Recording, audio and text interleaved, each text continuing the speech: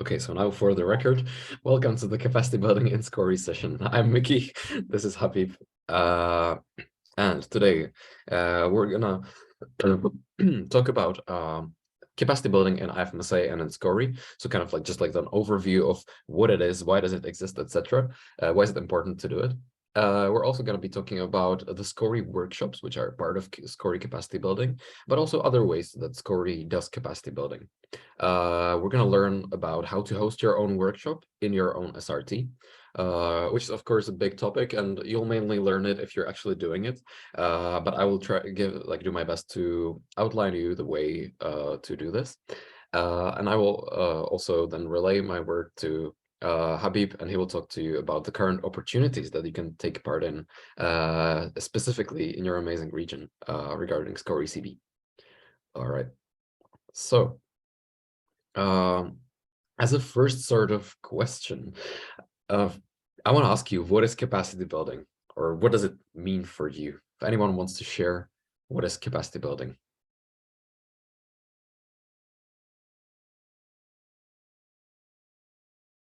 In their own words.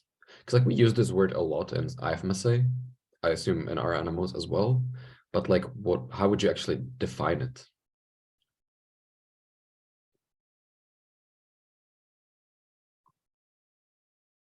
Anyone want to share?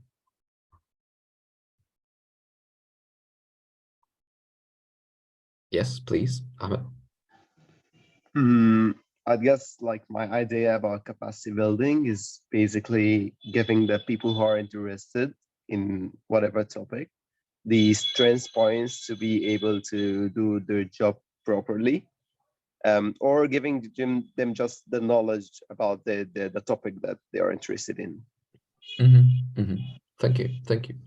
Yeah, so giving somebody the knowledge about the topic they're interested in, making them capable of then carrying out some tasks. So for sure, yeah, there's a lot of ways that people perceive capacity building. A lot of times this is like a question asked to TNT trainers, TNT graduates. So yeah, capacity building is just sort of this big art of passing down information, of making other people capable of doing their job. And it's something very important in IFMSA, because as you know, we're like an organization with a huge turnover rate, like no other conventional organization in the world. So every year we exchange our positions and so on. So there's a lot of need to teach each other how to do what we do. And also, there's a lot of topics that IFMSA focuses on and tries to teach them to its members and also to the public. So that's part of capacity building as well. So why do we do capacity building? I assume we've kind of tackled this, but if anyone wants to add any other reasons that we didn't mention, why do we do capacity building?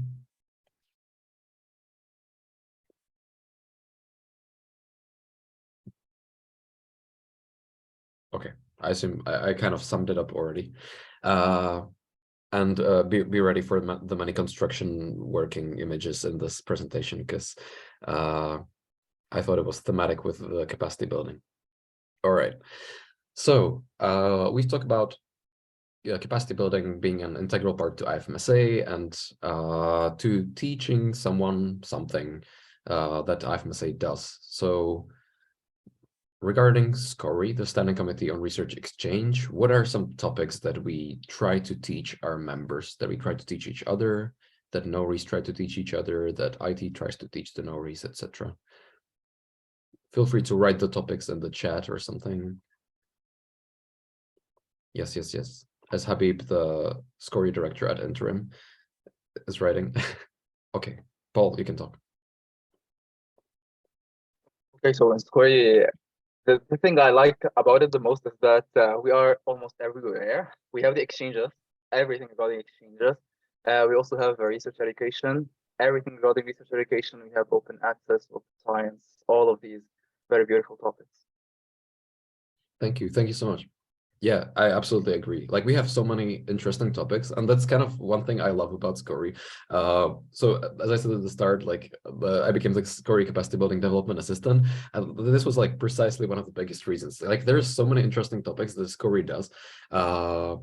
And like while we focus a lot on exchanges, like exchanges is such a huge topic that we need to focus on and build the capacity of our members in order to like actually make this huge worldwide program work. There's also so many more interesting topics regarding research, as you said, research education, access to research, open access. So there's a lot that Scori is trying to teach, and it does so by capacity building. So I just wanted to outline this in the theme of construction working by putting in some bricks of Scori. So one of these bricks looks like a concrete brick or something, as the exchanges or the research exchanges. That's something that's kind of common with or joined with Scopy. That's like a topic we need to tackle together, but then we have our own topics as well. Then for sure, research education, that can be everything that we talked about earlier, like so many topics that we tackle as part of research education. And then there's two more that aren't necessarily Scori specific, but it's something that Scori does focus on as well, and we try to build the capacity of our members in as well. So that is trainer skills. We are going to get to that later, but that's something that helps us with actually like passing over the knowledge in an efficient way, and we will get to that. So that'll be this dark red brick. And the last concrete brick with the holes in it is advocacy. So you know that we have our external affairs. We have them. We tackle them a lot on the international level through having the external affairs assistant, through having the liaison officer to medical sciences and research issues. You probably notice having all these external opportunities being advertised to you through emails and so on. And you and your animals might also be doing some external affairs for Scori, even though like it's not that common, but that's something that is for sure part of Scori as well. So these are, I would say, like the 4 bricks of what Scori is trying to teach. And now we get to how does Scori actually teach them. So here we have some steps. If you can just list or like write in the chat, or if anyone wants to share any ways that Scori is teaching people about the bricks that we've talked about.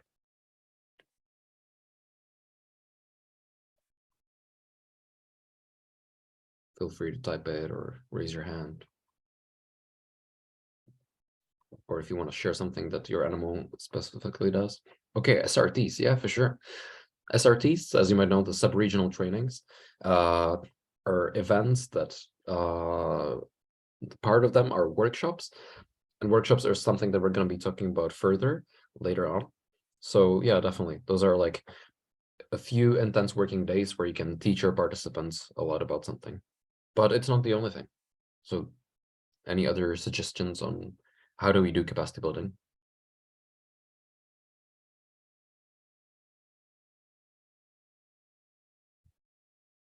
Online workshops and sessions like this one. Oh yeah, for sure, for sure. Yeah, yeah, like very true. Like the thing we're doing right now is capacity building in Scori.